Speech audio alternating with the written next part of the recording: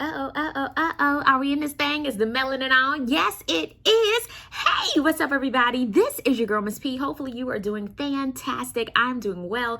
Thanks so much for asking. Make sure to go ahead and like this video. Subscribe if you haven't already, and follow your girl on social media at Miss TP90. You've seen the title correctly. We are going to get into the love and hip hop. This is the new season. I know it came on last week. I was out of town last week, and by the time I watched it, I was like, I'll just come back for episode 2. So that's what we're going to go ahead and do. Make sure you get you a CODIS bottle, okay? We got to stay hydrated out here. Keep the mask on. I don't care if you got the shot or not, okay? I need everybody to stay safe. What am I talking about? I need everybody to stay safe out here and stay hydrated. Use my code so that you can get 10% off of your order if you get you a CODIS water bottle. So go ahead and get it popping. And let's go ahead and get into it. This episode, first of all, let me go back to the first episode. I was literally watching it like, is this for real? Like, are y'all for real? This is the season that y'all are going to do. It was too much.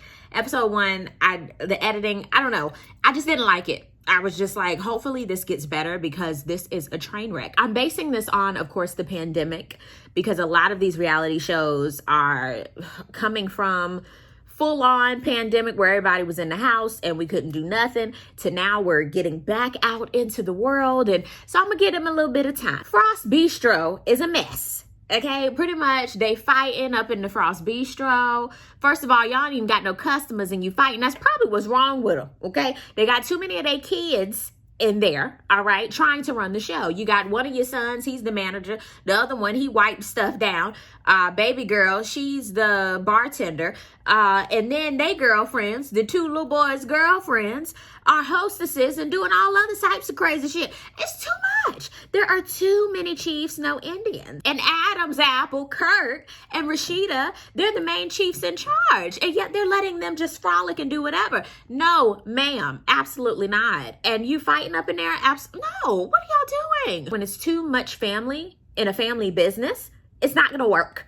Sorry. I mean, family 9 times out of 10 can't work together, and it's always gonna be some shit. How do I know? Because I just know. I've seen it, I've dealt with it, I've been in it. Adam's apple and Rashida, they have literally set their kids up like this, so they're shocked when they're fighting, not doing shit, not taking it seriously, when you've literally shown them, we're just going to give you the money anyway, even if you fuck up. So I really don't feel sorry for them until you pull the plug. Sometimes they need some tough love and a reality check, because out here in the real world, don't nobody give you shit if you don't work. That's just how it goes. Frost Bistro could have done some fish fries or some shit. I don't know. Make it work. Ugh. Amaretta the Great. I'm so glad that VH1 does this little background of who they are. This is what I do. She was like, I'm Amaretta the Great. I mean, the streets love me. I love the streets. I am Atlanta. But I do like that song, Do Too Much. And then when I figured out it was her, I said, oh, that's how I feel with a lot of these children out here nowadays, because I don't know who they are. I just know based off of TikTok, Instagram, I hear songs over and over again. And then when I see, oh, that's them, I feel so out of the loop. But we don't have to know who people are anymore. You just need to know the songs. Love and Hip Hop does the same storyline over and over. When it's a new artist, they don't have the management or the team behind them that they're looking for. So they have to go on a hunting for a management spree. And I'm like, oh, I'm tired. Can we do something else? Justice for Breonna Taylor. We are headed to Kentucky until freedom. And that is with, of course, Tamika Mallory. And then you have Yandy, who's a part of it. She brought parentheses. You know, Portia's a part of it. And we've seen everything play out with this. And unfortunately, justice... that it ain't never gonna be served, to be honest. I mean, of course, there's justice, but it's not what we're looking for. Shout out to all of their efforts. I know Young Jock came, Carly Red, parentheses came, Mendeecees with Yandy, and of course, parentheses was like, I'm on parole, so technically, if any shit break out at this rally, I'm going to be the other way, because I ain't going back to the prison, okay? I'm about like parentheses. Baby, I support you fully, but I can't go to jail no more, okay? We got the guap just in case you got to go. We got the lawyers on deck, but honey, it's not that simple for me, okay? So at least they have parentheses, a game plan, and at least he is there in support of Yandy. Erica, last episode, honey, with her and Safari, I said, hold up, y'all done had a whole wedding special? And y'all doing this, even though we've seen everything play out in the media right now with them. I was like, First of all, social media has allowed so many people to come out of pocket and say whatever the hell they feel like just because they can type. Okay, it's too much. How in the world do you say that your child and your marriage are your biggest regrets? Or did he say it was his marriage? Either way, out of pocket. Same with Erica, out of pocket. Just all over the place, talking to social media and not each other. Too much. And you expect for your marriage to work? Child, I can't. And then to hear Safaree go, I ain't no kids was this much work. I ain't no marriage was this much work. What did you think it was? Strict. You have to work at it every single day. You have to communicate. You both have to want it. It's very important. Then when you have kids in the mix, oh my God. Which brings us to this episode. Sorry, I got off on a tangent. Erica's sister is there and she ends up telling Erica ends up telling her sister that she is 23 weeks pregnant. I said, wait, you said 23? Baby, look, she looked good. I didn't even know. Now, of course, we now know that Erica just had her baby, all this stuff. Child, Safaree was out and about while the baby was in the NICU. It's too much going on. It's a time and a land. Unfortunate thing is what we see in the media with them right now. It hasn't gotten any better. Adam's apple, Kurt, he goes to see his accountant about Frost Bistro, and they're in the red. Red meaning $1 million. I said, hell no, shut it down.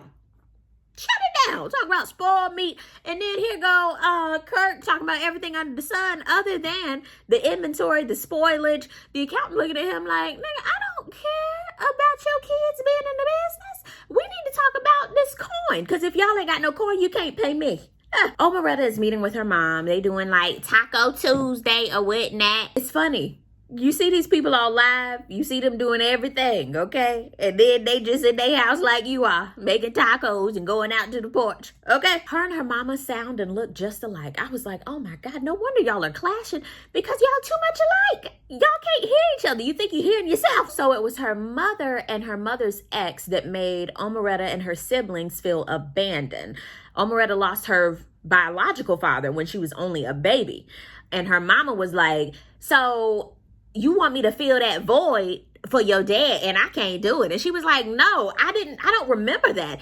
I technically remember your ex or what happened and he was abusive and all. She said, I'm not taking none of that back. He was, but what you want me to do about it now? I was like, you put a man in front of your kids. And she was like, that's bullshit. I'm not acknowledging that. I was like, wow. So her mother doesn't want to acknowledge her pain and her experience. The best thing you can do is acknowledge someone's experience. Even if you don't agree with it, that's their experience. So I was looking at them like, whoo, where's Iyanla? Of course she loves you because you're her mother, but at the end of the day, there's hurt there. And even her mom is hurt too. Like there's so many layers to that neither one of them know about the other.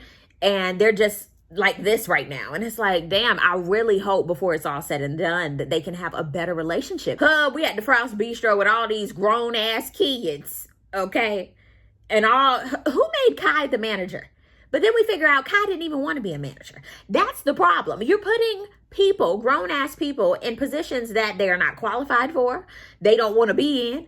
And then you mad when they're not doing their job. I want to look at Rashida and Adam's apple like, y'all don't see this? They don't want to.